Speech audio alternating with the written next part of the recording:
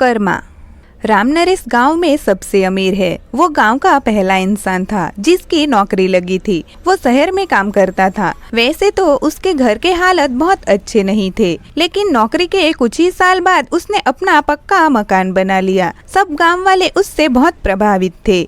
सब अपने बच्चों को राम नरेश की तरह बनाना चाहते थे। उससे गांव वाले पूछते कि वह कहाँ नौकरी करता है, तो राम नरेश कहता कि वो एक बहुत बड़ी कंपनी में काम करता है। उसकी कमाई भी बहुत अच्छी हो जाती है। राम नरेश के परिवार में उसकी पत्नी और एक बेटा है। उसका बेटा भी बहुत होशियार है। वो अभी पढ़ाई कर रहा है। राम नरेश ने कुछ ही सालों में अच्छी कमाई कर ली थी।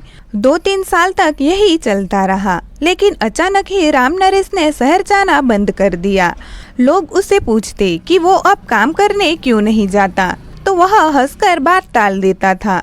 उसके बेटे का भी 12वीं कक्षा का परिणाम बहुत अच्छा आया था, लेकिन अब वो ज्यादातर बीमार ही रहता था। राम नरेश भी बहुत परेशान रहता था। उनके ज्यादातर दिन तो अस्पताल में ही गुजरते थे।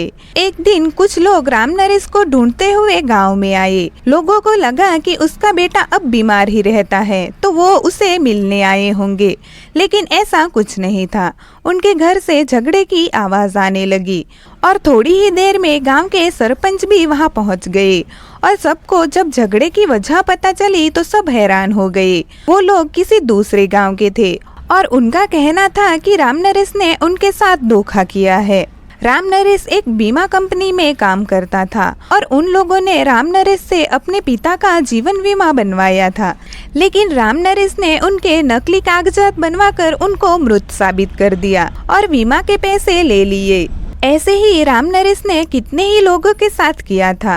अब सब गांव वाले राम नरेश को बुरा भला बोल रहे थे।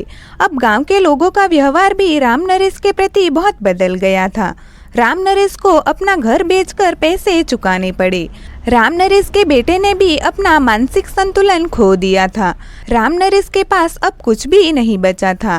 कहते हैं बुरे कर्म हमारा पीछा नहीं छोड़ते, वो हमें सूद समेत वापस मिलते हैं। राम नरेश के साथ भी वही हुआ।